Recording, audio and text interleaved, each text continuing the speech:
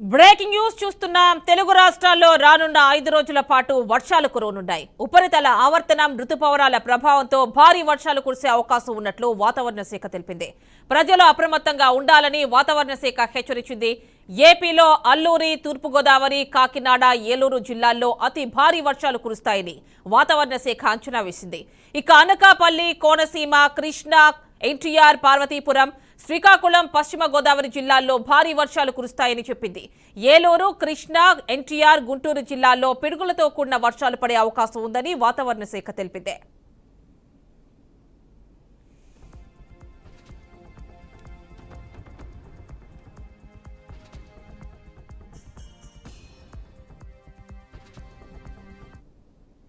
ఇక తెలంగాణ విషయానికి వస్తే ఇప్పటికే పలు ప్రాంతాల్లో 2 రోజుల నుంచి వానలు దంచుకొడుతున్నాయి. ఇక వర్షాలు పడే సమయంలో పిడుగులు పడే అవకాశం ఉండడంతో ప్రజలు అప్రమత్తంగా ఉండాలని వాతావరణ శాఖ సూచించింది.